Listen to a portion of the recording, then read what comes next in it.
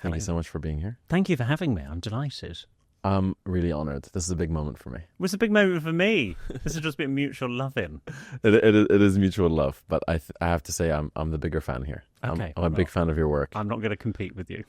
Big fan of your book. I was telling you before we turned the cameras on, it's the only book I've read where I've genuinely laughed out loud.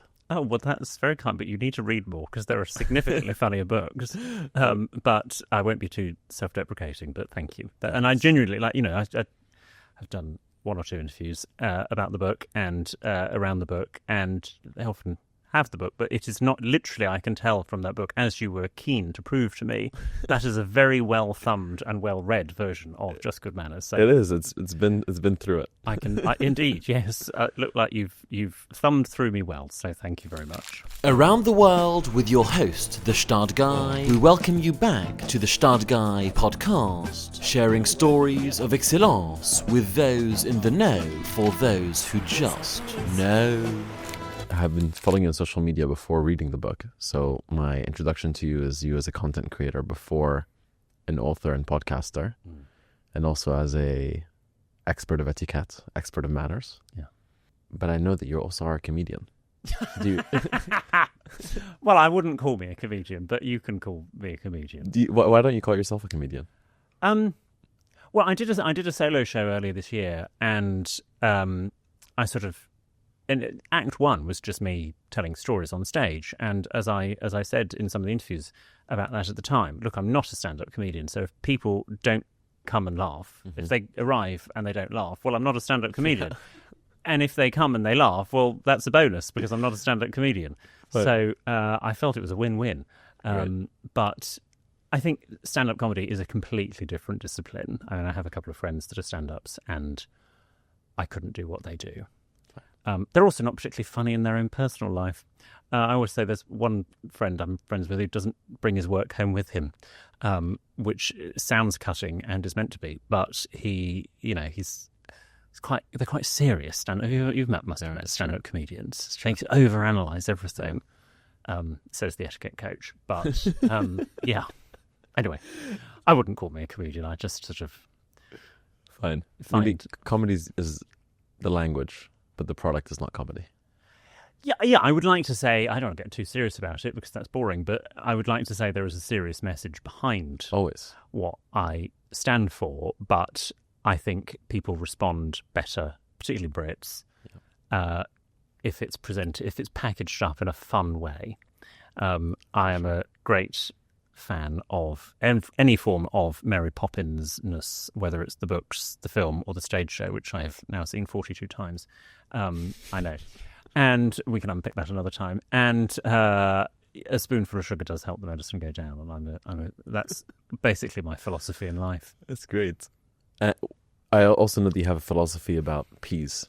Yes, we should say for those listening that we are sitting here in a gorgeous crimson basement with an entire plate of very verdigris peas in front of us, replicating the front cover of the UK edition of my book. And it's so kind of you to present me Plates with so many peas. Of course, I thought it's only fitting. We're in London, in Mayfair, at the 22 Members Club's basement with 2 plates of peas on a white tablecloth. It's popping. I think the contrast is something. It's lovely. And is this? Would you like me to test you on how you eat peas? You hadn't thought this. I wasn't planning. It was more like it was more of a visual cue, but we can. Turns out people have very strong opinions on how to eat peas. I mean, it's literally one of my most viral videos that we have done. And all I was doing is just saying the British way to eat peas. I mean, it doesn't bother me whether people do it or not. But so I think I remember the video. I think you said that you should scoop with a knife onto the side of the fork. Yeah, so use the knife as sort of a pusher to aid pushing the peas. I shall demonstrate now for you. Please, I'll napkin as well.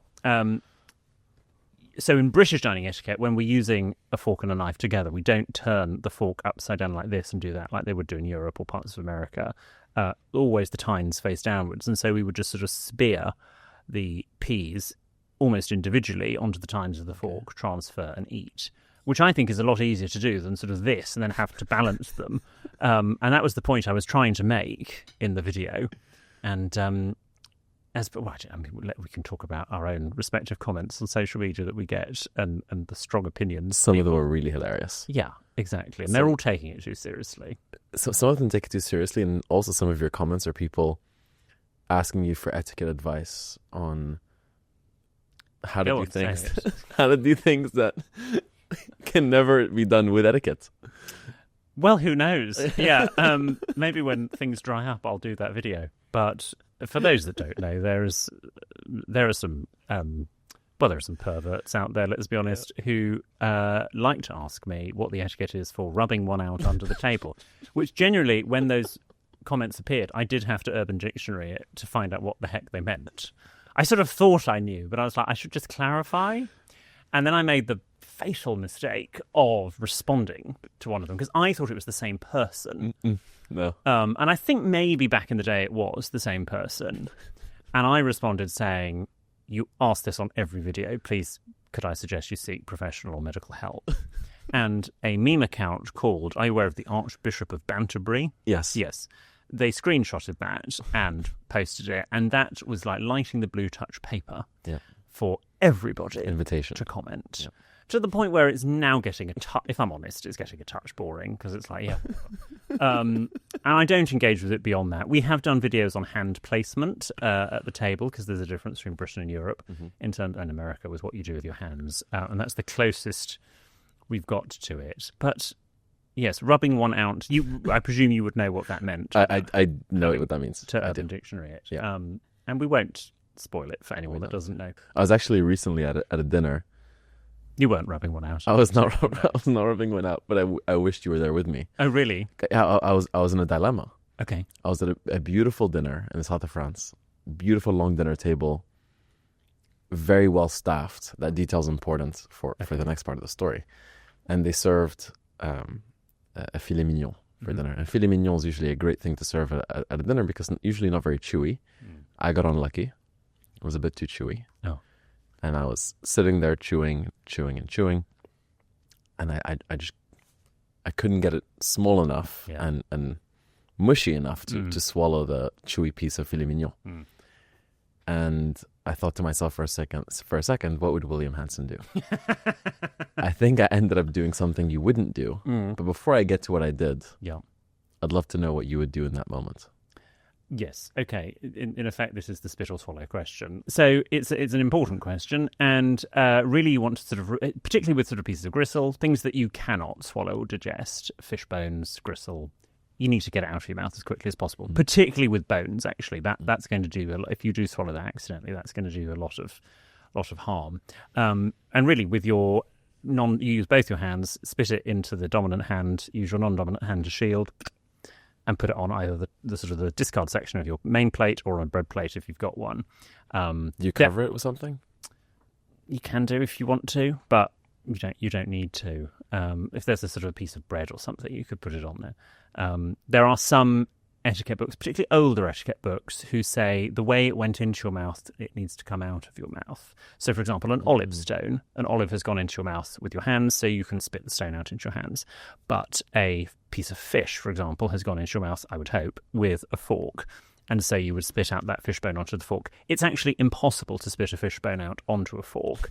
And actually, by the time you've done that, everyone's seen what you're doing. So I would say, forget that rule. That's a complete nonsense rule. Just take it out with your hands as swiftly as possible. What did you do? I looked around the room. Yes. Just made sure I could do whatever I was about to do discreetly. I picked up my napkin. I spat it into my napkin. I folded the napkin twice. Yeah. And I actually hid the napkin under my thigh. And I was hoping that by hiding the napkin, the very well-staffed room would notice that I'm missing a napkin and then replace it with a clean one. What ended up happening is I sat on the napkin for a while, and the mashed up piece of filet mignon was safely secured in the napkin, but I actually forgot it was there after a while, and I was really enjoying conversation and leaning forward and back in the seat, and the napkin somehow slipped from my seat and went onto the floor. And one of the waiters noticed the napkin fell over, and he came running he says, Signore. And he flings open my napkin, and a bullet of my mashed up, compressed filet mignon from the weight of my thigh goes flying across the dinner table. And people saw something fly by. I pretended I saw something. I was, whoa, where did that come from? But it was my mashed up filet mignon. Right. Yes. Awkward. I would like to say, actually, in your defence, whilst I am not going to say that spitting into a napkin was great, the worst crime is regardless of whether there is something in your napkin or not, if your napkin has fallen to the floor, replace it. Replace the napkin. Mm-hmm. His fault. Yes. That's not mine. That's not nice. And also flicking the napkin is in it at the start of the dinner and during is a bit affected and grim. So, wow. Well, you'll never spit anything into a napkin again now. And I was a victim. Clearly. You can call it a victim. I mean, if you want to call yourself a victim in that instance, you do that. But yes, you were victim adjacent. I was victim adjacent. Yes. Well, thank you so much for making me feel better about myself. Have you always pointed out the right and wrong manners in your friend groups and social events? I try to do that now for a living with some humor. Not anywhere near to the level of granularity that you managed to. Well, I don't really talk about my job I do talk about my job in my social life, but not, I went round to a friend's house the other night and, there was no fork for the pudding. I'm not going to sit there and go, why is there no fork for the pudding? Which was not ice cream. I should just hasten to add it was something you needed a fork for. So I don't do it in a social capacity. I don't have many friends as it is, so I'm not going to have many if I put it at risk. Keep going on about it. And I'd like to think that my friends are connecting with me not because of my job. They are connecting with me on a human level. But yeah, I mean, I was always this would be hard for you to believe. I was always an uptight child. So I think thanks for laughing. I think the writing was on the wall from a very young age that this was probably going to be what I ended up doing, because I have no other talent. So I don't really know what I would do if Etiquette dries up. I'm stuck. And when did you realize that there's an entertainment element to the Etiquette, and you were going to go podcast route, social media route versus books? So I started teaching Etiquette when I was still at my school to the young years. So I started teaching when I was 16. I had no interest or even knowledge that this was a proper job. It's just like, this is literally, it was a way for me not to do sport at school. My entire career has just been 18 years of avoiding playing rugby. And I then sort of started, as I reached the end of my school career, I started to sort of Google and see that actually there were people doing this.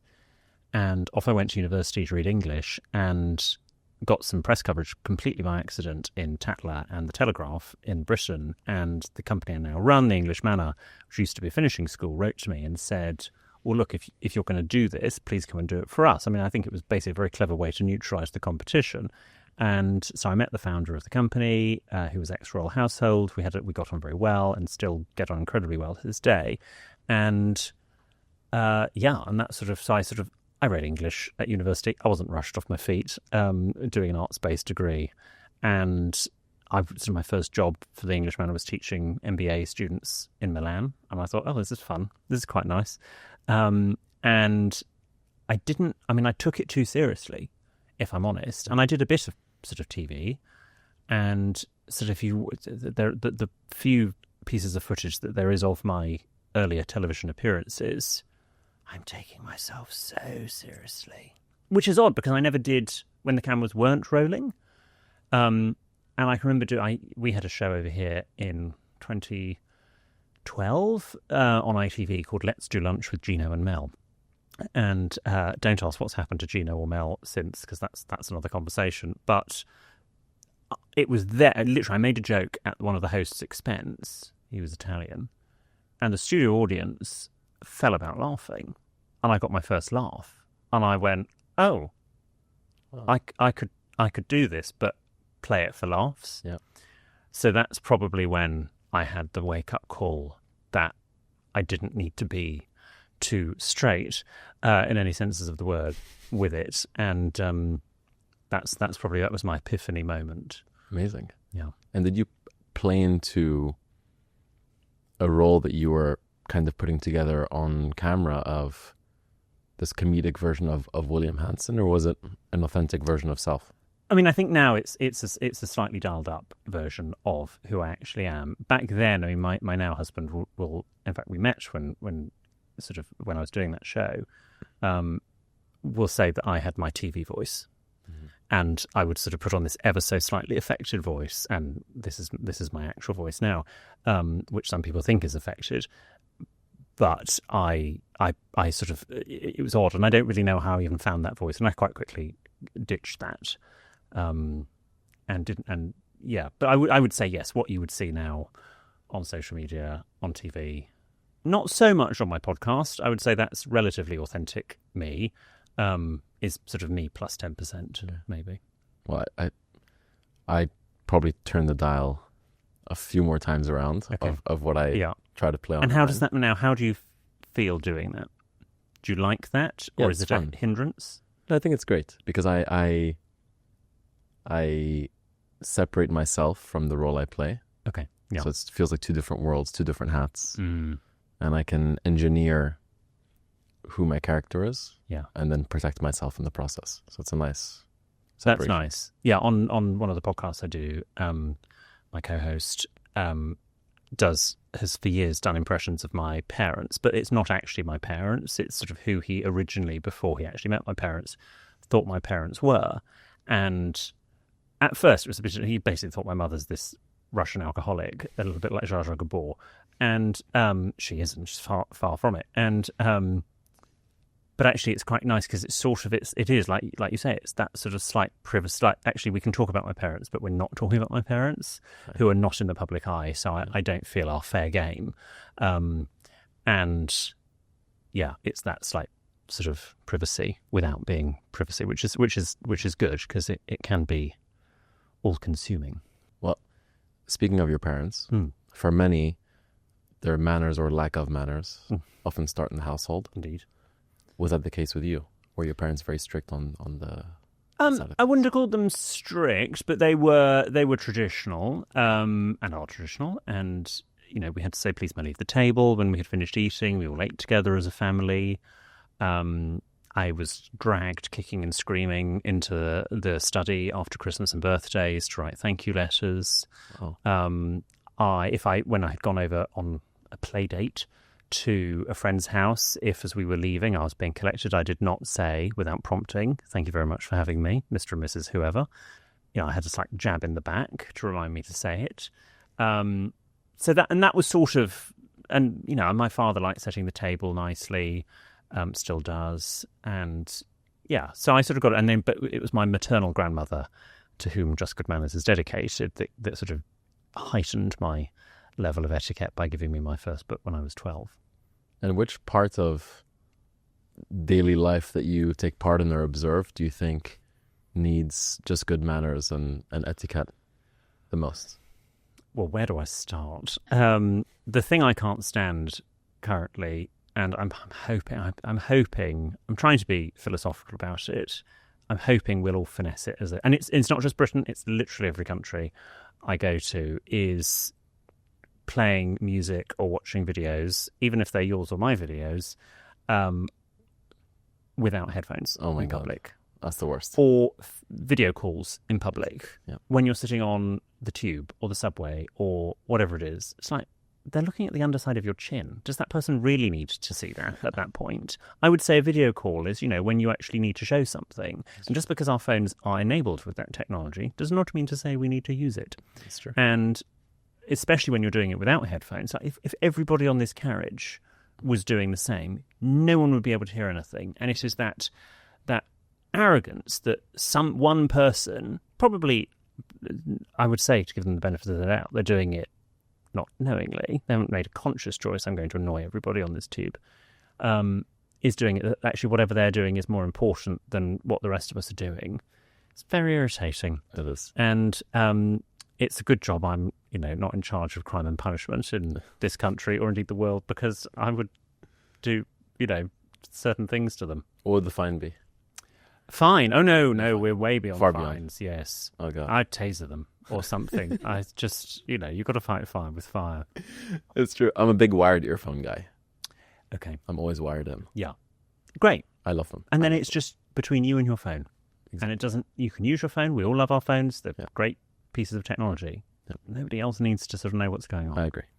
I actually even whisper. The nice thing about the wire is the microphone is so close to your mouth. You can really whisper. No one hears a thing. It's very discreet. The wireless earphones. Oh, you got to shout. Yep, you have to shout. Yeah. Especially if the wind, train, it's not for me. I'm hoping in 10 years' time the technology will be 1,000 times better. I hope so too.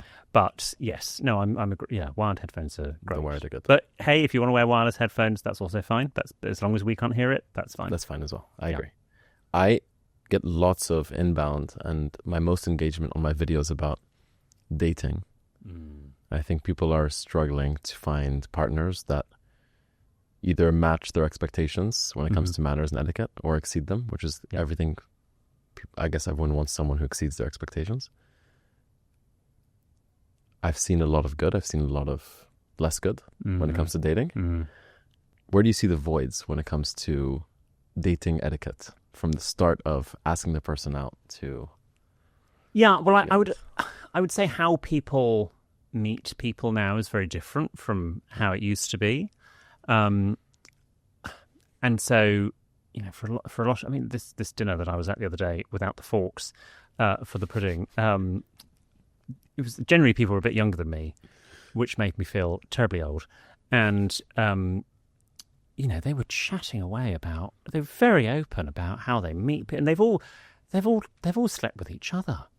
It was extraordinary. There was no taboo with it. And, I'm all for sexual liberation. That's absolutely fine. It did put me off a little bit, the crumble, but, we went for it. And, and so there's almost like, there's no, I did think, is anything sacred here? But, I think people don't quite know what is appropriate and what is not appropriate, because thankfully we are a lot more educated and we have realised as a society and called out really bad, slightly toxic behaviour. We still have a lot of way to go, but generally it's getting a bit better than it used to be. But I do think in a dating world, it then is quite hard to pick up on what is flirting and a signal that, maybe we'd like to meet over some pasta and chat or enjoy gnocchi on another occasion, versus what is actually just, no, I'm just being your friend. Yeah. My husband and I were in Berlin over Easter, and he was in a gym, and there was, I will tell you afterwards who it was, but there was in fact, my husband didn't realise it was this person. He was on, in fact, it was Easter, so it was really quiet, and he was on a treadmill, and my husband was watching Wicked on a treadmill, as you do, the film, and this guy got on the treadmill next to him. Now, from an etiquette point of view, in a deserted gym, like, pick a different treadmill. It's like a urinal. Yeah, exactly. You don't take it's weird. At least one apart. Exactly. Ideally. If it's all busy, okay, fine. Yeah. But there was like 10 treadmills in a row. Oh. And this guy kept looking over at him, and my husband was a little bit intrusive, but maybe is he just trying to watch Wicked? It's a good film, whatever. What's going on? Anyway, and he could sort of see a sort of tall tattooed moustached guy, and that's all I will say. And then he sort of got off and got an exercise mat to do his floor workout, whatever you do. And this guy, about 5 minutes later, got off and put the workout mat next to my husband. Are you watching this whole interaction? No, I was upstairs. I was in the room reading. And, this guy then sort of taps my husband on the shoulder because there was a weight on the floor and says, "Excuse me, you're using this weight." And it was only when my husband looked at him, he went, "Oh, it's da-da-da-da." And anyway, my husband was telling various people this story, and they're like, I think, and knowing who this guy is, I think he was sort of ever so slightly, probably slightly coming on to you. But I mean, my innocent husband was like, he's just being a bit too close. Like, does he want to work out? Does he want me to be his workout buddy? What does he want to do? But I think it's that sort of example where people are sort of confused as to signals, as to what is a signal and what is not. And I'm not completely convinced I have the answer, because I was not very good at dating when I was on the market, and I am now married. But yeah, I think as long as people are communicative and are genuine. I'm a great believer in people shouldn't play games. Mm-hmm. That sounds like a game to me. I think it was a bit, and I mean, when this is not recording, we can have an entire discussion on that. But I think it was a bit of a game, and I think games are for kids. And it's the same as like, we had a date. Do I text them back at 9 a.m. the next day, 10 a.m.? Should I leave it a whole 24 hours? Just be impulsive. Just do what feels right. Yeah, I agree. Don't sit there and, what was that book that was written about 10, 20 years ago about the rules of dating? Also, it's not really the rules of dating. The Game? Was it The Game that was written?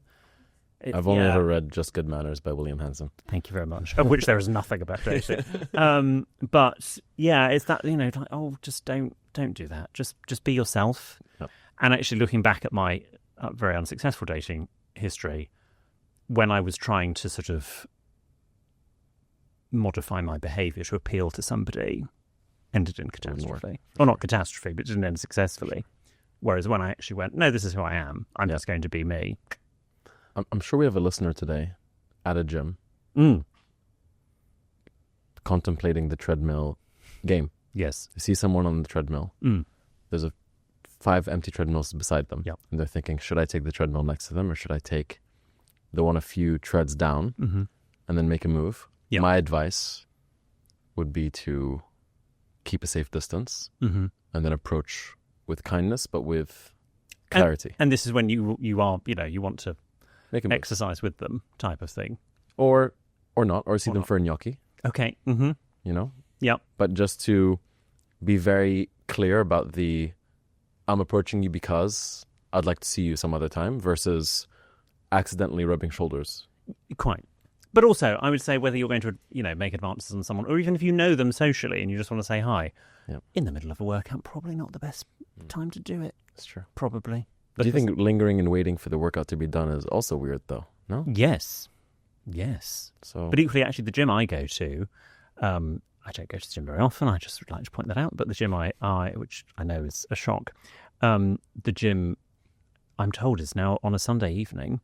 They've had to put a bouncer on the steam room door because it's cruising 101.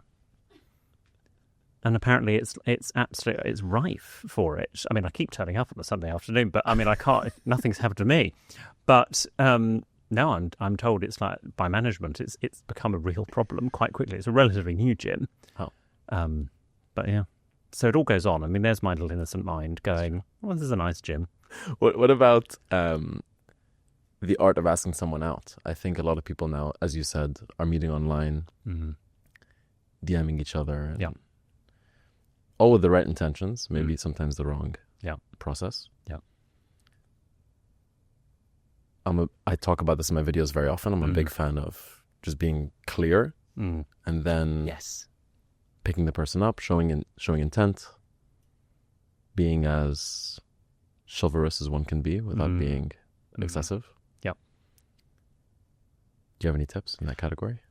Confidence, like you said, confidence and clarity. I think ambiguity, and maybe this is where Brits in particular go wrong, because we can obfuscate and sort of talk around an issue and not be very clear. But actually, it is just nice just to go, right, here are the cards, lay them on the table, allow the other person, you got to allow them some say in the matter as to what they want to do. And I also think people need to, we all get advances from people that, we're maybe not interested in or we only see as a friend or whatever. That's fine. We've got to let these people down gently. I mean, at the end of the day, you're being paid a fantastic compliment, almost the best compliment there could be. And, some of us beggars can't be choosers. So you've got to be nice with it, and they're not doing anything wrong. Obviously, if they sort of make physical contact with you unsolicited, that is a different thing. But if they are just sort of going, I'd like to see more of you, great, lovely, that's very kind of them. Yeah. So we need to, we've got to be nice. We've got to let people down gently. But being confident, I think confidence is sexy. I think so too. What do you think the ideal first date setup and arrangement is? Short. Short. Yes. Short in case sweet. It goes wrong. Okay. I don't think, let's not go off for a 7-course tasting I completely with agree. Wine Flight, because, God, if they turn up and you think, no, do you know what? They're a very nice person, but they're not for me, you're stuck. You need to see the exit. Exactly. Yeah. Great believer in a coffee date, or maybe one drink. I agree. A walk. Yes, something where there's an easy out. Yeah. And then a walk with potentially, maybe you've cleared the evening. Yeah. And then if it's going, well, should we go a bite to eat? That's fine. But something where you are, you're both hedging it. And I think everyone has to go into that first date knowing that probably the other person is thinking that as well as they're doing, regardless of how attractive you find each other. And I'm thinking of the dates that I used to go on, and they were great on. In fact, there's one person who was a phenomenal texter. We texted for 3 weeks. I was out in the country, so we couldn't actually meet up. Great chat on WhatsApp or whatever it was. In real life, could hardly string a sentence together. So you do need to. Was quite attractive, but actually, do you know what? I would actually quite like I'd like a conversation. The inverse is ideal. I call them reverse catfish. Reverse catfish. Yeah, so online, not so great, but then you're really impressed in real life. I think it's actually the greatest compliment to someone in this generation. Yes. Because people now oversell online and then underperform in real life more often than not. What do you think is the ideal flow of that first date? Let's say you met the person on Instagram. Yep. Or you met them That's online. how so many people now meet. For sure. Yeah. Or maybe you meet them on the treadmill, but you get their Instagram. Yes. You say, hey, let's go grab the coffee. Mm-hmm. Time of day, good, bad? I would say for the first date, I probably wouldn't do late. Okay. Well, especially not for coffee, for the obvious reasons. I would probably do late afternoon, maybe. Depends what day of the week it is. I function really, if I ever, I hope I don't go back on the market, but I'm probably my best at 8 o'clock in the morning. So if someone would like to date me for breakfast, lovely. You'll get the best out of me. Mm-hmm. Past 7 o'clock in the evening, no. I can't really be bothered to talk to anyone. So particularly someone I don't know very well. So I think you've got to ask questions about them. Focus on them. I think people love talking about themselves. Mm-hmm. So ask questions about them. Don't try to match their story. And this actually goes for non-dating contexts as well. So many people think, oh, well, you're telling me a story about a holiday you had in Africa on safari. What story do I have about when I went on safari? It's like, no, ask follow-up questions about their story. Focus on them. People like talking about themselves. It's a really easy way. It's almost a sales technique to bond with somebody, is to just focus on it, give them their moment. Mm. And if you've got a better story about a safari, don't try and trump them. Yeah, I agree with that. Mm. Let them have their moment. Yeah, I fully agree. I think it's also difficult for people to navigate these sorts of situations when they're trying to not be themselves, trying to be a version of themselves that they're not. Completely. Yeah. Yeah, and like if you're, well, the story, possibly I write about it in Just Cabana, I can't remember, or maybe it's in another book I did, but this date with a guy who actually is now quite a close friend that I really liked at university. He invited me to his birthday party, which was in a nightclub. Mm-hmm. I've been into 2 nightclubs in my life, one of which was for his birthday. And I'm not a nightclub person. I don't see you as a nightclub person. Genuinely, I would rather die, is what I've decided in life. They're too noisy. You can't have conversation. Yeah. Nobody says anything interesting. Everyone's posing. They start far too late. Like, I would be interested in going to a nightclub if we could go at 7. Day club. Yeah, a day club. And actually, they are becoming quite popular. Someone was telling me about them the other day. They are becoming quite popular because I think people are going, why are we waiting to go out until 11 o'clock at night and then get home at 3 and then the next day is a write-off? You can do that when you're a student, but when you've actually got responsibility in life, you can't. But if you still want that function, something's got to give. Anyway, I was a student. I thought, okay, I will go because I like this person. We'll call him Alfred. I like Alfred. Alfred will not like me unless I can show that I like nightclubs. Yeah. And I think it became quite obvious quite quickly. I didn't even drink back then. I do now, but I didn't back then, that I was not comfortable. And actually, Alfred and I became great friends once I actually sort of just relaxed and was like, yeah, this is me. I don't like that. And we don't all have to like the same things. No. It can be different. And Alfred may like you regardless, or even more. Yeah, exactly. Probably likes me better now because we know. I think it's very easy to even if you can't put your finger on it, when someone is trying too hard. Mm-hmm. And obviously, a lot of your videos, you're sort of pointing out what is perhaps a bit much versus what is actual. This podcast is brought to you by Poubelle, by the Gstaad Guy, allowing you to express all the things you love and all the things you may question on interchangeable charm jewellery that can be combined to create bracelets, necklaces, handbag accessoires, and much more. From iced matcha and reformer Pilates to sauna buckets and a pair of skis. All the things you love and even the things you question can be expressed through Poubelle. I actually have a list of things I want to ask you Oh, yes. on this topic. Okay. Of what is too much, what is too little. Love it. You also, actually, it was on dating. I think it was the topic of dating. You put me in one of your videos, didn't you, a while ago? I did. My face flashed up. Your face did flash up. Yes. I mean, you're my professor. I'm your student. I learned Well, I'll so take much that. from you. That's fine. Could be rapid fire. Could also stick to them. Last time I was in an interview and they wanted me to do rapid fire and they asked me the first question, I did a 5.5 minute answer. So I'm just warning you. Okay. Since we're sitting at a dinner table, Yes. for those who are just listening and not viewing, I'll start with table etiquette. Yep. Should you finish everything on your plate, even if you're full? Right, here we go. No, if you don't want to make yourself ill, you want to try to finish everything on your plate, but it does depend if you have helped yourself or you have been helped by someone else. If you have helped yourself to it from a communal dish, from a buffet, yes, you want to try and finish it. If someone else has served you and the portion is too large, then try and eat as much as you can. That's a short answer. Okay. How do you feel about taking the leftovers home? So I have changed my view on that. Mm-hmm. Look, if you come to my house, no, that's that. Unless I sort of try and portion it up and say, look, take a bit of the cake. Get rid of it. Yeah. But you can't go, I can't finish all these peas, but I'll take them back with me.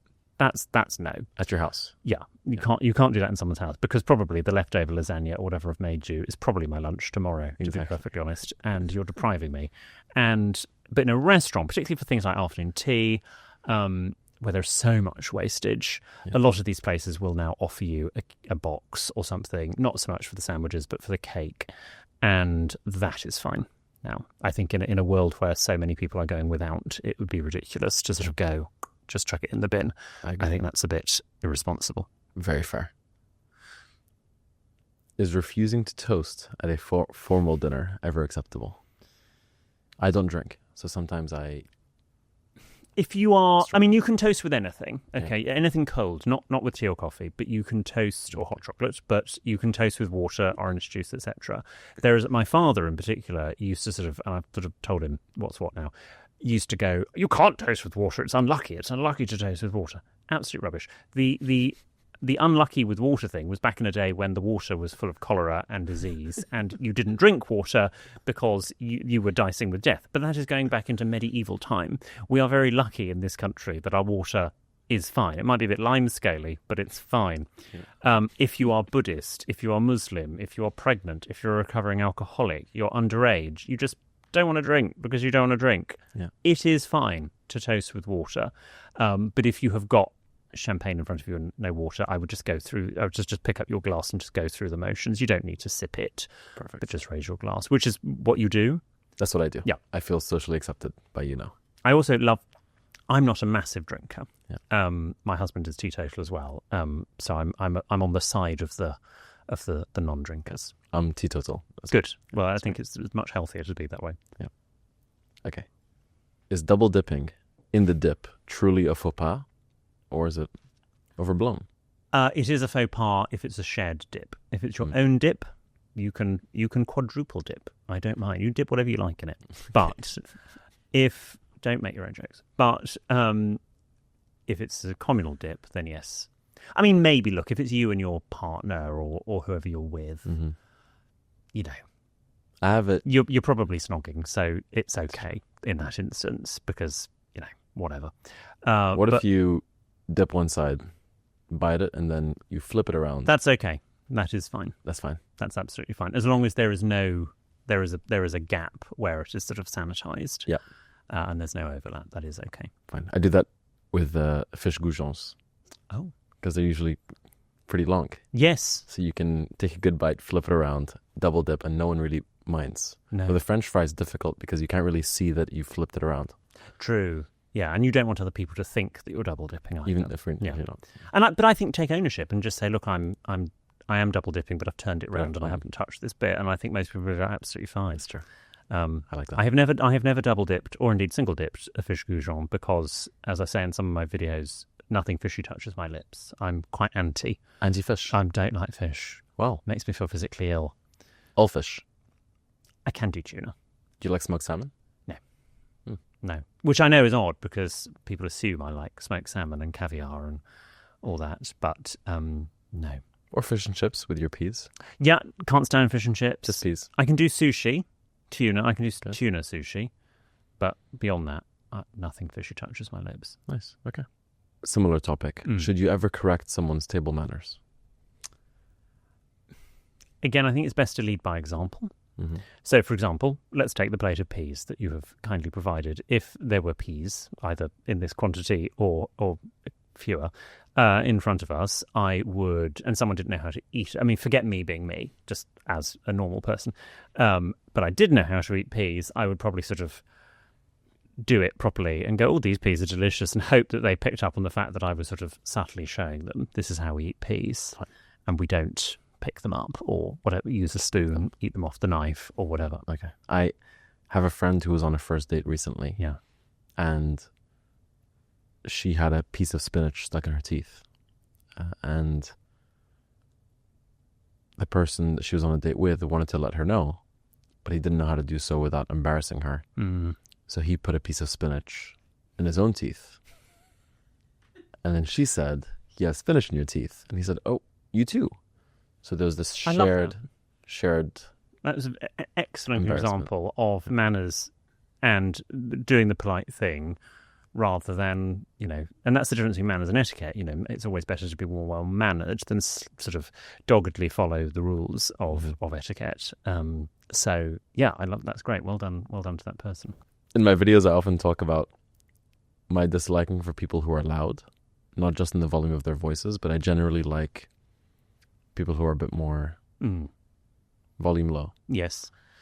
What you mean is not Americans. There's some low volume Americans out there. Some Americans can be quite loud.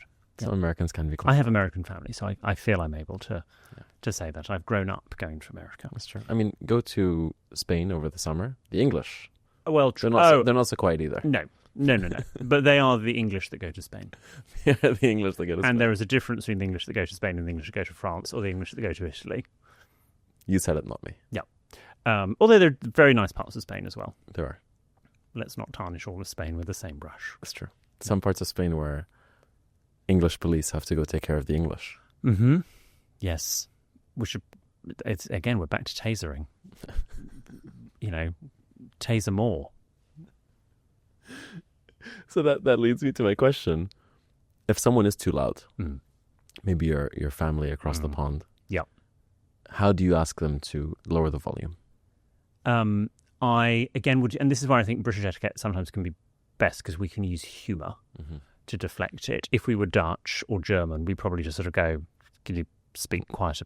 I may not even put on a please at the end of it. But I think we can sort of say something like, oh, I'm only standing half a metre away from you. Or, oh, do you want to talk up a bit louder because I think they can hear you in Bangladesh? That sort of thing. We can say something funny to just try and lighten the moment, to convey a serious point. I love it. It's true. How long should small talk last at a wedding, at an event? Oh, I mean, look, if it's between two Brits, it could be 45 minutes. But if it's in Germany, it'll be about 45 milliseconds. So, different cultures. People from the Middle East, very good at small talk, really. I would say people in the Arab region and Brits are particularly good at small talk.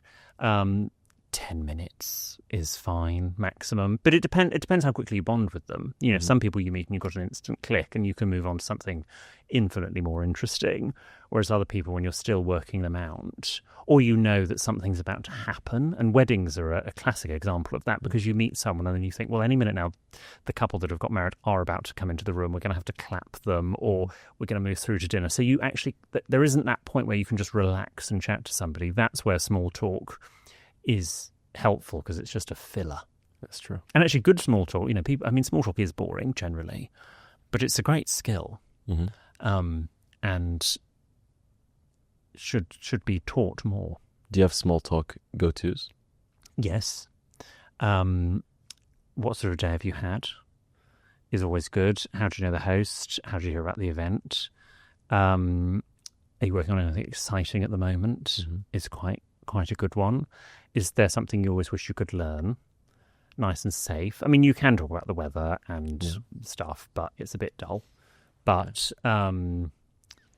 I like when I meet people that they say things like, you know, if you meet someone, I met someone a few weeks ago who's a nurse. So I said, I like being able to ask questions that they've never been asked before, that are still relatively safe. Yeah. So I said, what's your favourite ailment to treat? And they generally went, oh, and they actually sort of, which is nice. And again, and they went, oh, I've never been asked that. Gosh, I may have to think about that. Oh, I like that. And we had a really interesting conversation about sepsis. And, but it was fine. And they were happy talking about it. There's no stigma about sepsis with them. So I like that. And that's often a more memorable conversation than, have you come from far? Yeah. Which is fine. There's nothing wrong with that. It depends on you know, are you walking down a staircase with someone to go somewhere? It's going to be very short, sharp, and basic. Versus, are you sitting down over peas or something with them? And how do you feel about the balance of positive versus negative opinions shared? Everyone's got an opinion on everything these days, and actually, I think we need to bring back the fact you don't have to have an opinion on everything. Not everything is a hot take.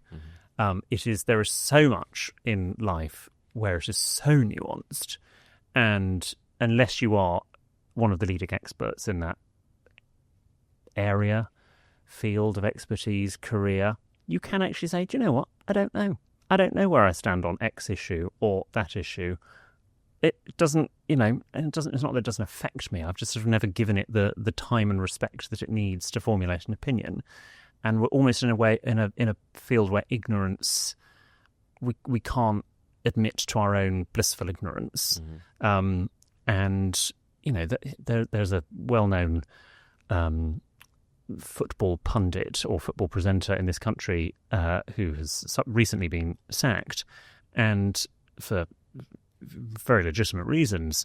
But it's like, you're a football presenter. Just give us the football scores. I'm not watching. I don't want your opinion on all the world issues. I'm an etiquette coach. I'll talk about etiquette. I'm not going to talk about politics because nobody is interested. I'll listen to the politicians about politics.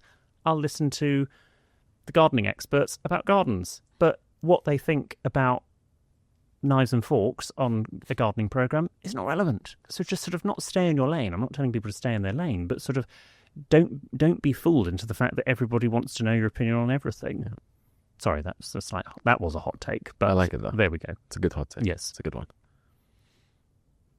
You look like you're building up to ask a difficult question. It's not so difficult. It's actually something I'm very passionate about. Okay, go for it. It's punctuality, yeah. And not about lateness, but actually about people being too early. And I have host people at my home often. I just love people having people at home. Partially because I'm too lazy to go out somewhere, and also I just like the familiar space. And I love when people are close to being on time. I love even more when they're slightly late. It gives me more time to keep cleaning up the house and scroll or do what I have to do. I hate when they're early. Yeah. How do you feel about early guests? Yeah, I would rather a guest for dinner was an hour late than 10 minutes early. 10 minutes early is annoying because, yes, you're still taking the cling film off the sauce on the table, or you've got one leg in a trouser, or you're just not ready. You're not ready. And I generally find the friends that turn up for dinners early are not the ones that host. They're the ones that either invite you out or some of them, in some instances, don't invite you to anything. The ones that actually do have you over and return the hospitality totally get it, that 10 minutes... And I would say, if I say come for 7:30, it doesn't mean we're eating at 7:30. It means arrive from 7:30, really in Britain within 10 to 15 minutes of the time that is stated. It's so useful just to have a sip of your drink, put the playlist on, do all the sort of the itty-bitty non-essential jobs, and just take a breath. Mm-hmm. And so I'm completely with you. Business, it's different, I would say. If the meeting starts at 11... That means it starts at 11. We get going at 11. Not you rock up, get a coffee, log onto the Wi-Fi, go to the bathroom, etc. 5-10 minutes before is fine. What about date? And I would say be on time, because I think also particularly in this sort of slightly more insecure age, if I said let's go for a date at 8, and I haven't turned up within 5 minutes, I think the other person's going to think, "How I've been stood up." That's true. So I think you need to be relatively on time. And if that means you turn up at 7:45 and you go for a walk around the block, go for a walk around the block. Yeah. That's fine.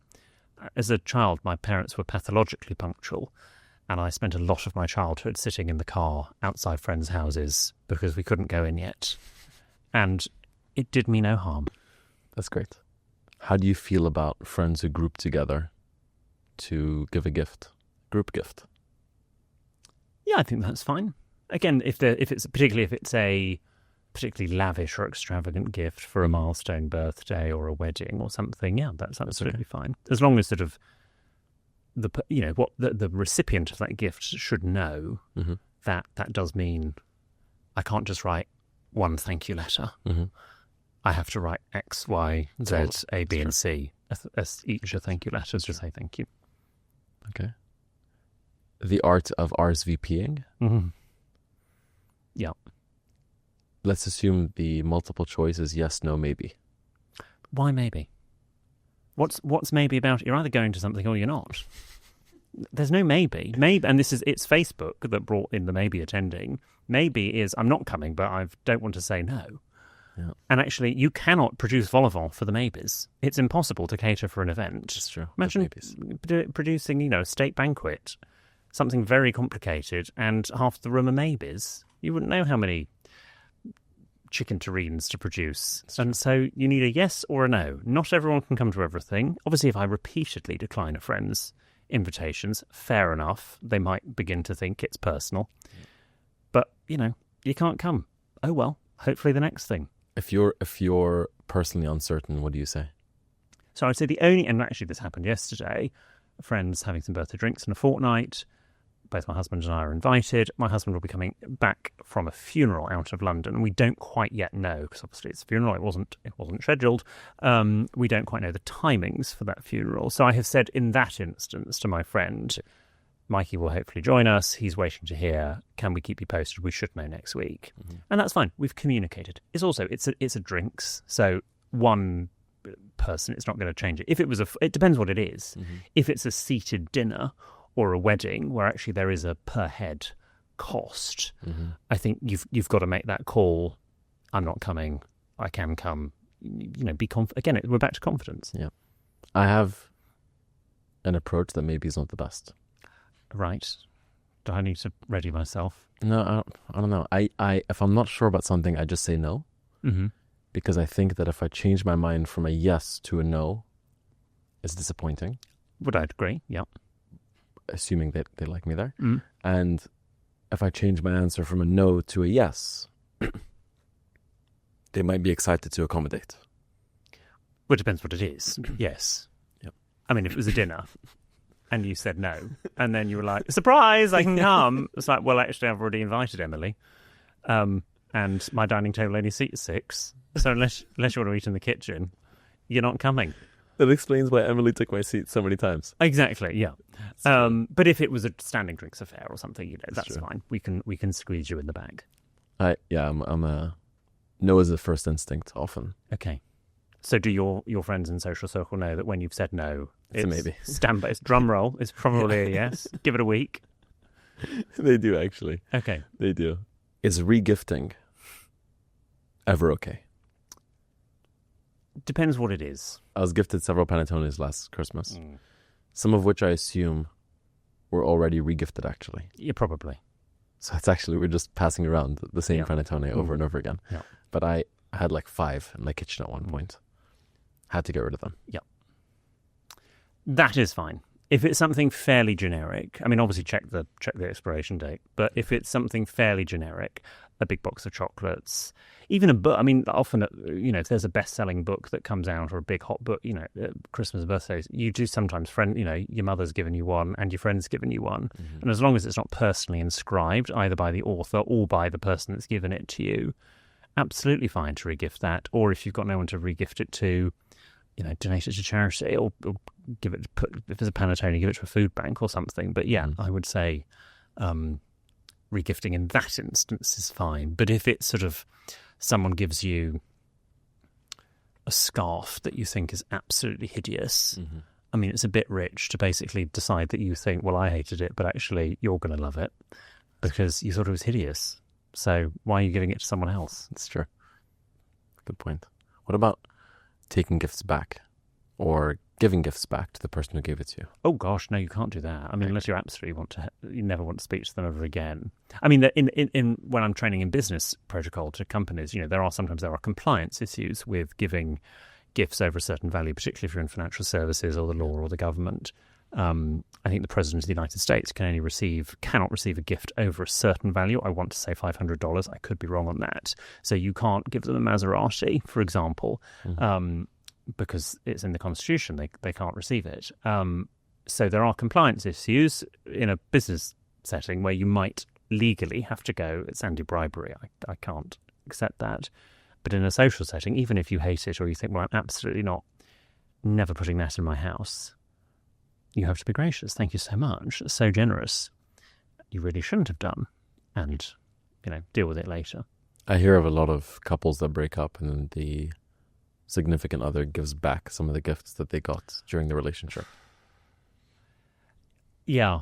And I mean, look, I haven't been in that situation, so I can't comment on what I would do. I think a lot of it screams of pettiness and almost as a way to sort of drive the knife in, particularly if you were the one that got broken up with, I think is when people do it. But hey, anything, whether it's, someone you're in a relationship with, a parent, a friend, once it's passed over to you, it's yours. Yeah. It's a gift by nature of definition. There's no caveat with this. You can only keep this book as long as we remain friends. That's true. I would say the only exception to that rule is if you get engaged to someone and it is their family's ring, it's grandmama's ring. That's when it has to go back. So that is a slight exception. Jewellery that is inherited, I would say yes, but beyond that. It's like a leasehold. Yeah. Yes, you're in charge of this now. Yeah. Yeah. Not forever. Exactly. You can extend the lease. Yes, because there'll be someone else in 200 years' time that's probably wearing that ring. Exactly. Mm-hmm. Yeah. Handwritten thank you notes. I'm a big fan. Good. Are you a big fan? Incessant writer of cards. And I mean, I'm on the main podcast I do, Help I Sexted My Boss. We made the mistake, and it is a mistake, I will admit to this, 7.5 years ago when we started it, or to encourage people to write in with their dilemmas. We're an agony aunt podcast.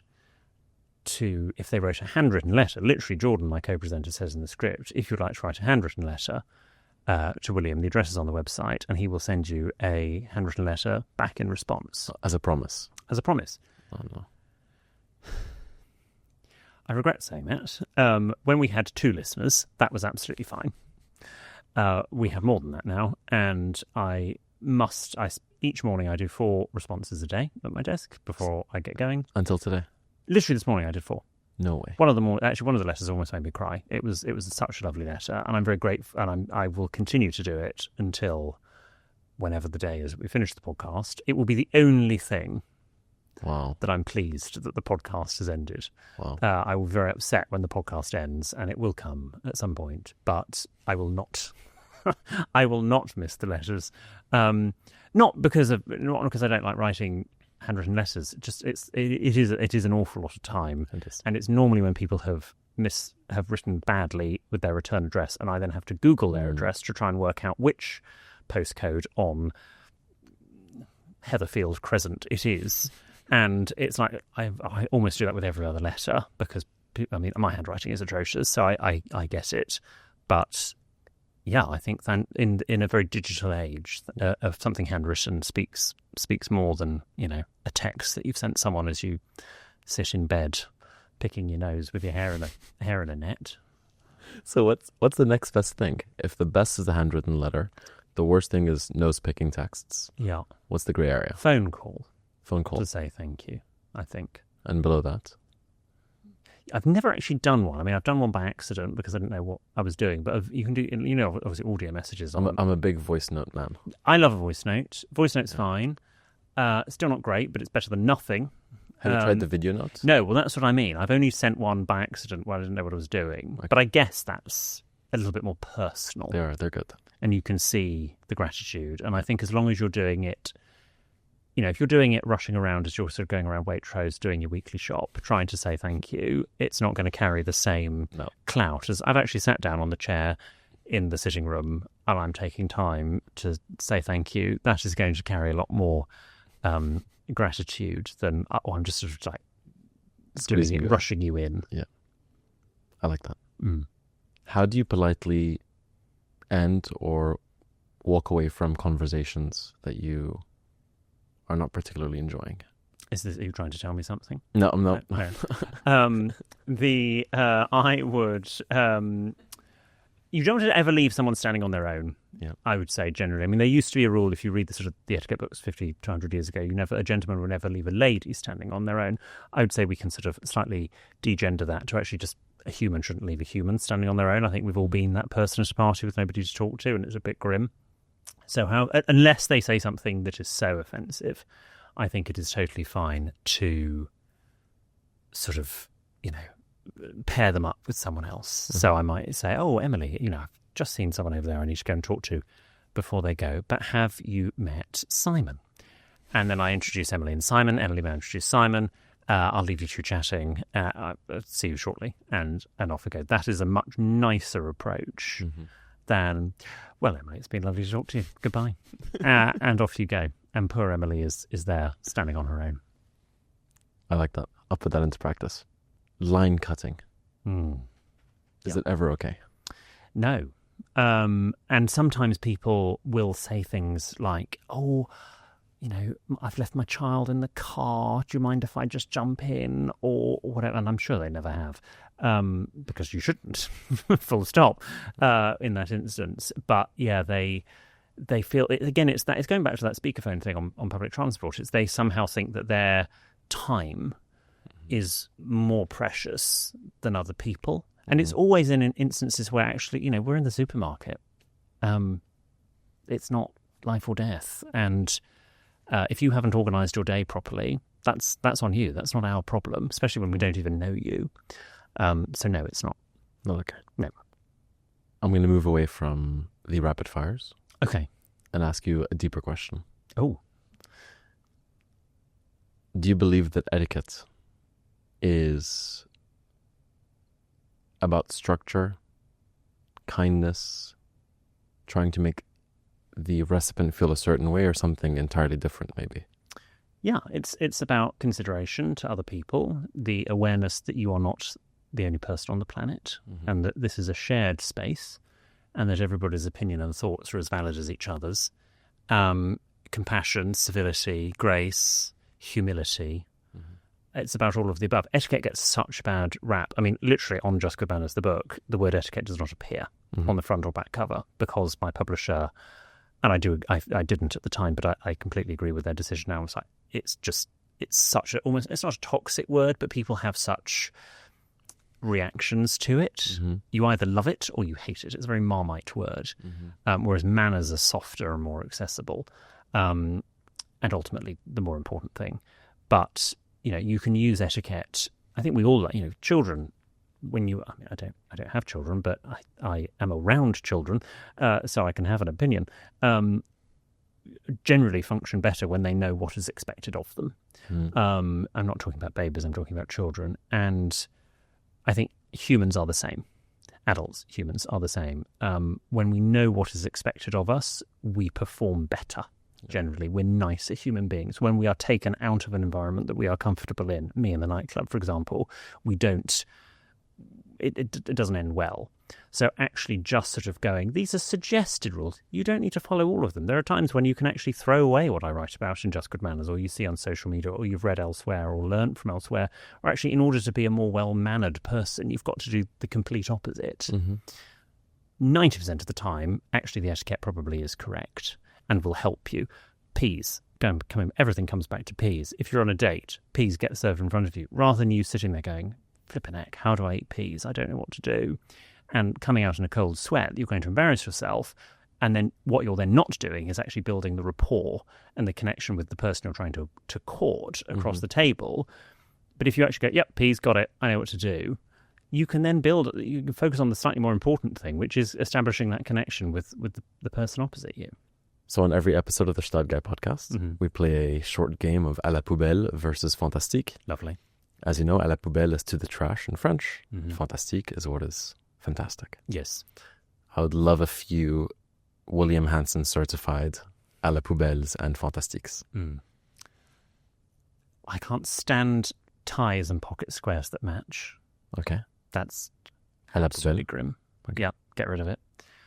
I don't like light blue suits with brown shoes. No.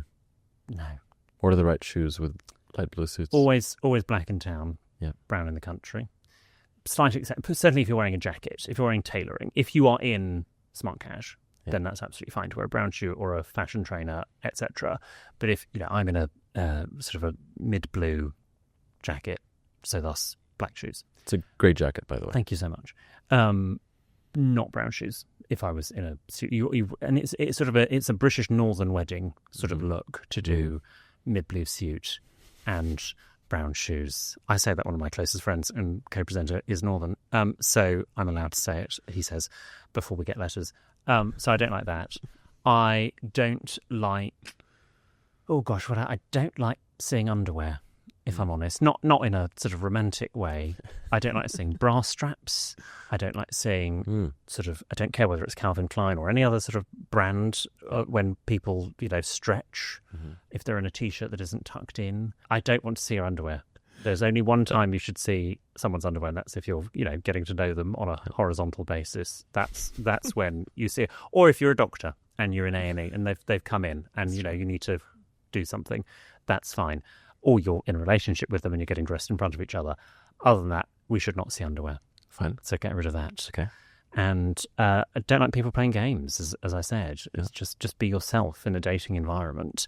Don't do chat-up lines. Don't turn up late. Don't panic about when you text them the next day. Just go on impulse.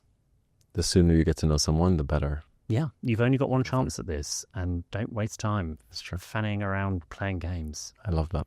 And what about, on the flip side, Fantastique, things that really stand out as amazing? Eye contact. Okay. Using people's names is good. Respect for everyone. You should talk to a duke in exactly the same as you talk to a dustbin person. Yeah. They carry the same level of respect. We were... When I was at school, I was in charge of touring prospective new members of staff around the school. So they would have their interview with the headmaster and the head of department. And either before or during, depending on the schedule, there would be a tour by me, and that was in my last year at school, around the school. And I was always asked by the headmaster's secretaries, how did they greet everyone as you walk around school? And that included other members of staff, other pupils, and the cleaning team and the school porters. And if they sort of ignored sort of the lower, in inverted commas, levels, I was to report that back and they would not get the job. And I think it is, if you walk down a corridor and you do not go hello to the person who's cleaning the loos or whatever, because you somehow think that they are not worthy of a greeting as a human being, you should be walked off the planet. Yep, I agree. So that's not Fantastique. Or tased. Or tasered. Yeah, exactly. Tasered. Yeah. Bring back the taser. Well, we still have the taser, but, everyone should be taser trained. Any other Fantastiques? Handwritten thank you letters are very good. A clear voice. It doesn't matter what accent you have. I don't mind if people have a thick Mancunian accent or a Texas drawl, as long as we can understand you and you have clarity of speech. It's absolutely fine to sound however you wish to sound, and just be yourself. Well, William, thank you so much for making the time to be here. I have loved this. Thank you for having me. I've loved it too. I feel like I'm looking at the cover of your book. Well, I've lost a lot of weight since then. You actually have lost a lot of weight. Yeah, wow. I know. But the paperback's coming out soon, and I've been removed from the cover. I'm trying to not take that personally. Thank you for having me. Thank you so much for being here. Thank you for listening to this episode of the Gstaad Guy podcast. If you're keen to learn more, please follow along by engaging with our social channels on Instagram, TikTok, Spotify, YouTube, and Apple Podcasts. And we look forward to seeing you next week. Merci beaucoup, à la prochaine, and a big hug from the Gstaad Guy.